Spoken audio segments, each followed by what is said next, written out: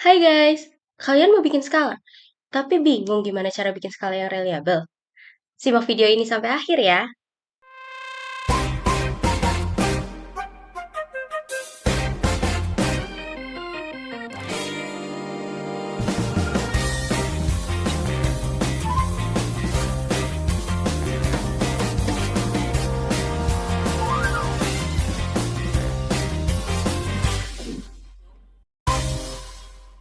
Nah, oke guys, yang pertama-tama pastinya kalian itu buka dulu aplikasi JASP-nya. Sebenarnya kalian bisa juga sih pakai aplikasi kayak SPSS ataupun Jamovie. Tapi di sini kita pilih buat pakai JASP. Nah, kalau udah kalian buka aplikasinya nih, baru deh kalian masukin data dari calon skalanya ke JASP. Kayak yang dicontoh sekarang. Nah, di sini kita udah punya data dari skala pemaafan. FYI nih, kalau skala pemaafan itu punya 3 aspek, yaitu ada avoidance, revenge, dan juga benevolence. Nah, tapi di data ini tuh kan menggunakan Likert scale yang terbentang dari rentang 1 sampai dengan 5. Jadi tuh aspek kayak avoidance dan juga revenge ini tuh masih bersifat unfavorable. Makanya kita perlu ngelakuin yang namanya reverse scoring. Nah, reverse scoring tuh apa sih dan gimana cara ngelakuinnya? Simak penjelasan selanjutnya ya. Oke, selanjutnya itu kita bakal coba ngelakuin reverse scoring itu tadi ya. Nah, caranya gimana? Yang pertama itu kita klik tanda add column yang ada tanda tambah di paling kanan. Lalu nanti dinamain tuh nama kolomnya mau gimana itu terserah sama kalian. Di sini tuh kita coba contohin A1. Karena dia harus di reverse, maka A1-nya ini jadi otomatis nomor kedua, jadi ada A1, 2. Terus cara compute-nya gimana? Cara nge-reverse scoring-nya. Kita pilih yang computed type setelah kita tekan missing value, lalu kita tekan yang subtraction, yang tanda kurang. Lalu karena skala Likert yang dipakai tadi itu ada 5, kita tuh perlu nambahin 1 dari 5 itu, sehingga angka yang kita pakai itu 6 di sebelah kiri. Tujuannya apa? Biar nanti reverse scoring itu bisa terjadi sesuai yang kita inginkan. Lalu kita pilih kolom atau data yang mau kita atau butir yang mau kita pakai, yang mau kita reverse dulu. Nah, di sini karena kita tadi em, kita mau reverse yang A1 duluan, berarti kita perlu pilih yang kolom A1. Lalu kita compute kolomnya dengan klik compute kolom, nanti bakal muncul hasilnya em, yang sudah ter-reverse itu tadi. Nah, itu tuh bisa dilakukan ke semua aspek yang memerlukan reverse scoring tadi yang sifatnya masih unfavorable. Begitu. Nah, selanjutnya kita akan mencari total skor dari setiap subskala dan juga total skor dari skalanya.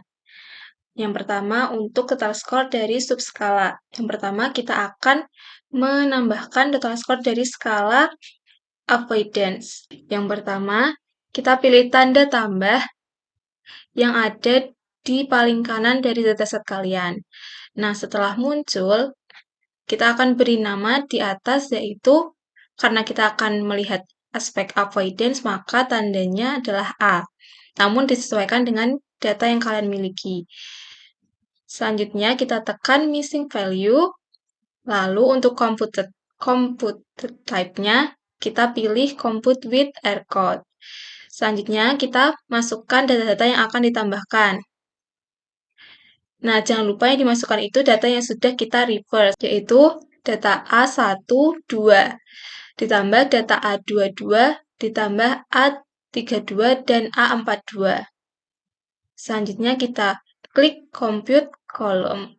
Untuk selanjutnya, bisa dilakukan dengan cara yang sama untuk aspek-aspek yang seterusnya. Selanjutnya, untuk mencari total skor dari skalanya, gimana caranya? Caranya sama, tapi kalian tinggal menambahkan total-total dari subskalanya.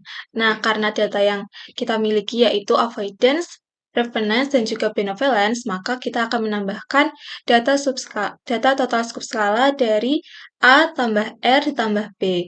Lalu tinggal klik compute column. Nah, setelah semua datanya lengkap, kita bisa lanjut deh ke bagian analisis deskriptifnya.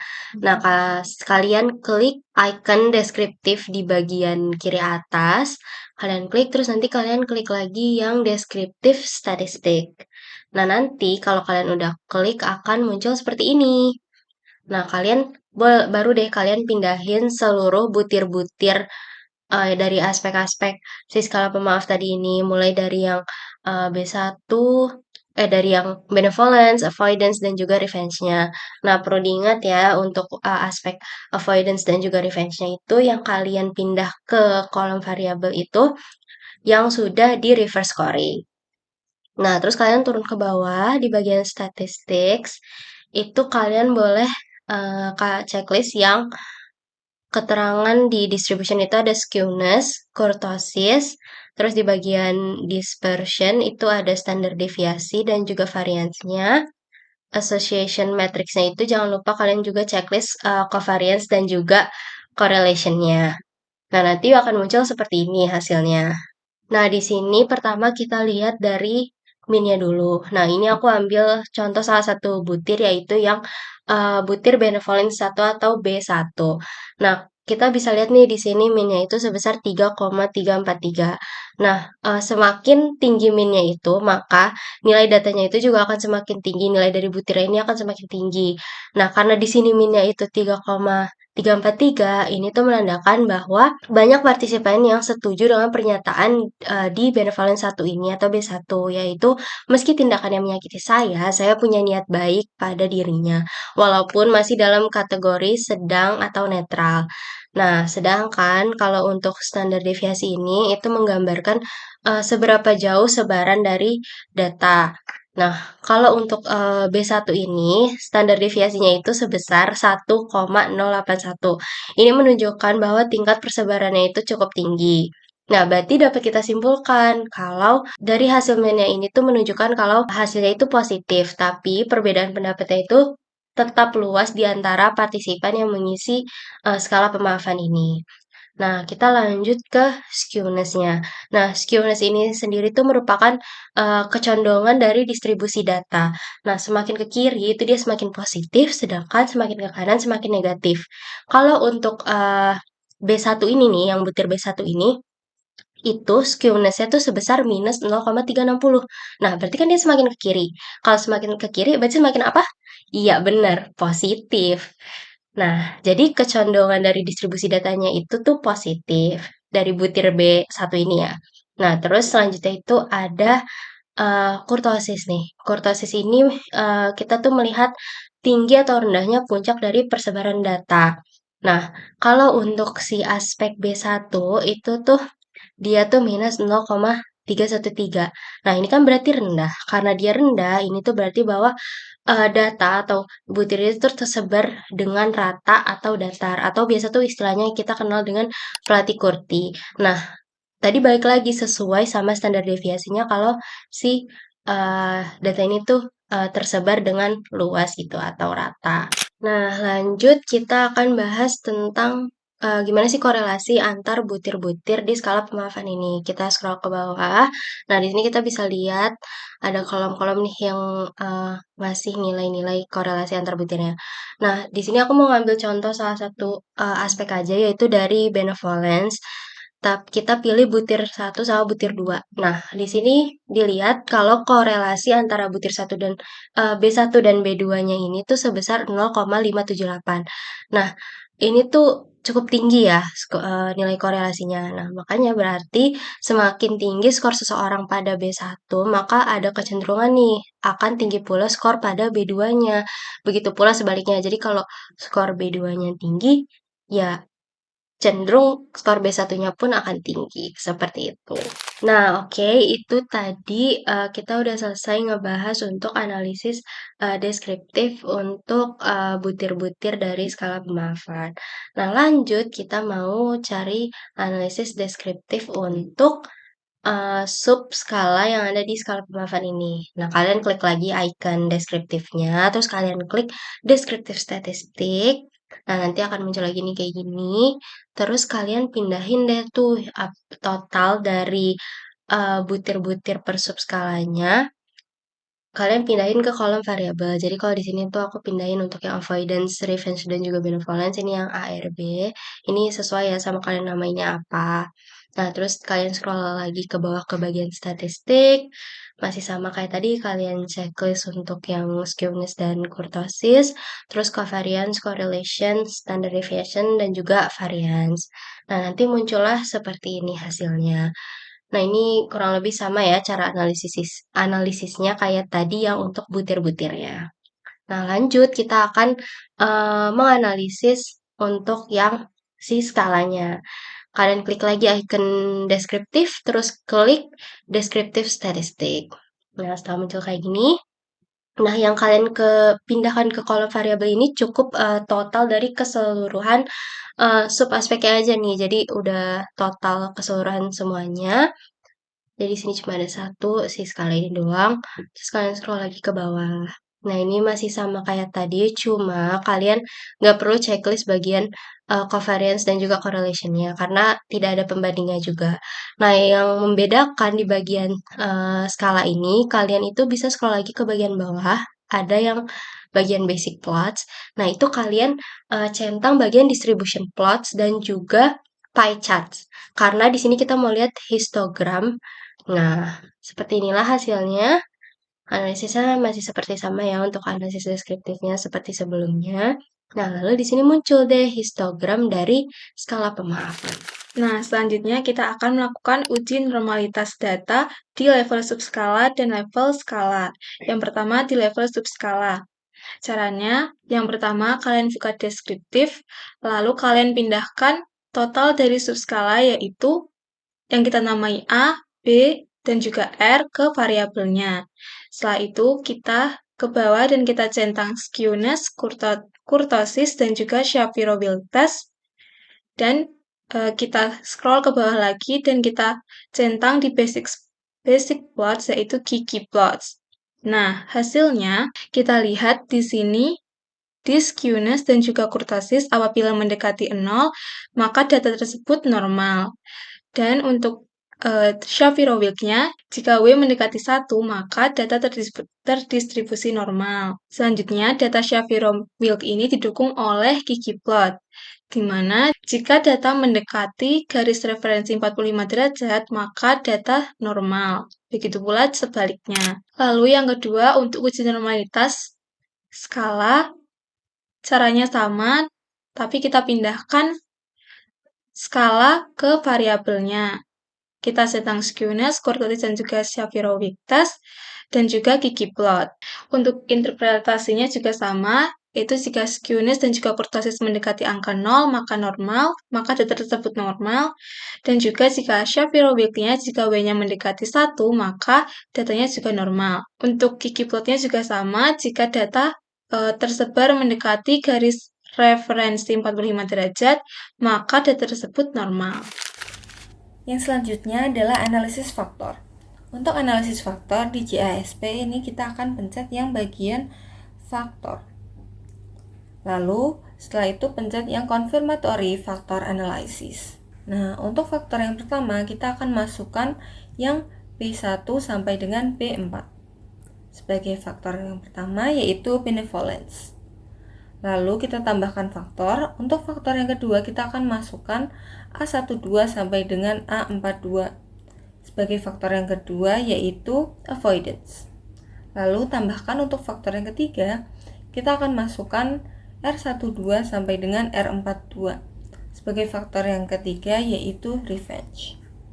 Setelah ketiga faktor tersebut dimasukkan, lalu kita pencet pada bagian additional output, lalu centang di bagian additional fit measure dan juga R-square.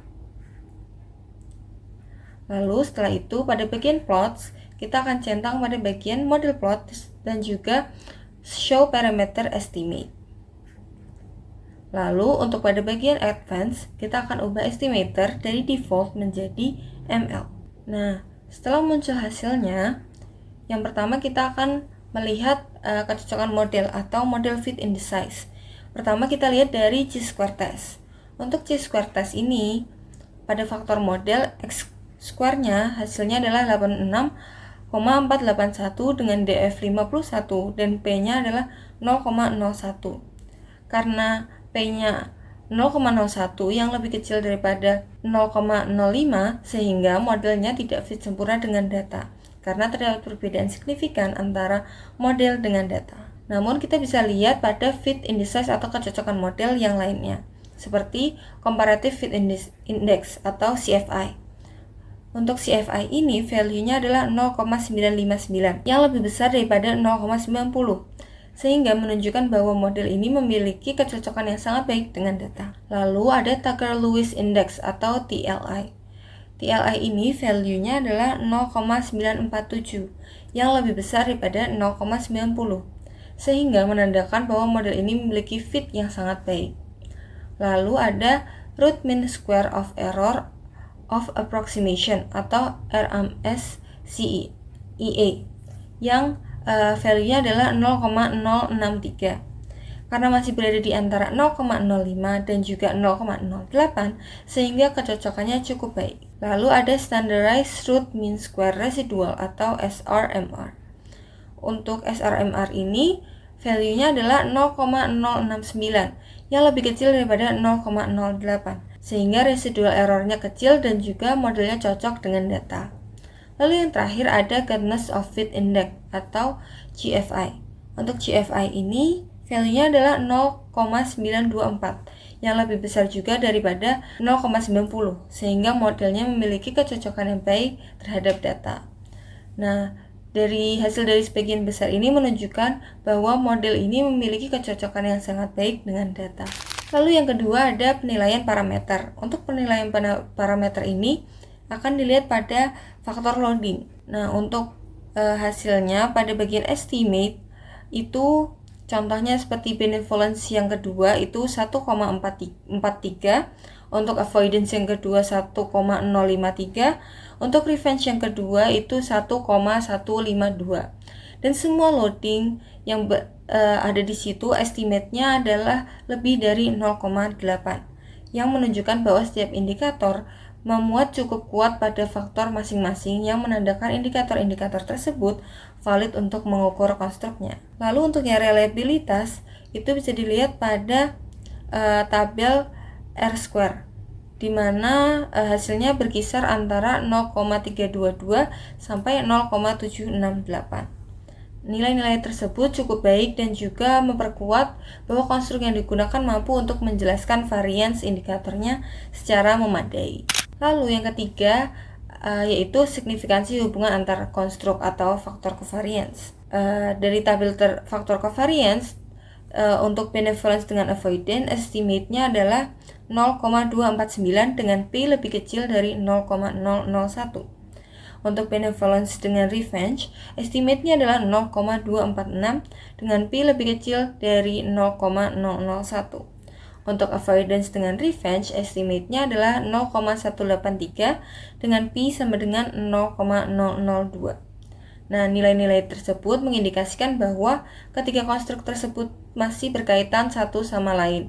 Namun, ketiganya tetap dianggap sebagai konstruk yang berbeda namun masih saling berhubungan. Nah, dari hal tersebut bisa dilihat pada model plot.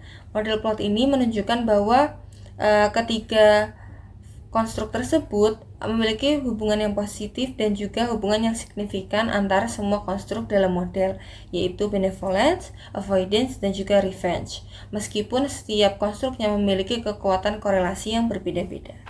Oke, sekarang kita masuk ke step terakhir, yaitu untuk mencari reliabilitas dari skala ini. Yang perlu kita lakukan pertama kali adalah ngeklik tab Analysis di bagian sudut kiri paling atas. Nah, setelah kita buka tuh, bakal muncul tuh beberapa pilihan tab. Nah, kalian tinggal cari bagian reliability. Kalau misalnya belum muncul secara langsung di bagian atas, kalian bisa klik tanda tambah yang ada di sudut kanan paling atas, lalu kalian cari yang tulisannya reliability. Nanti kalau udah ketemu tinggal di checklist, lalu nanti itu akan pindah ke tab paling atas. Setelah pindah, kalian tinggal pilih tuh, kalian klik, pilih yang Bayesian, yang unidimensional reliability. Setelah itu, bakal muncul tampilan seperti ini, terus kalian tinggal memindahkan butir-butir yang kalian pakai tadi. Kalau di sini ada 12 butir, ya, dan yang dipakai yang udah di reverse scoring ya, teman-teman.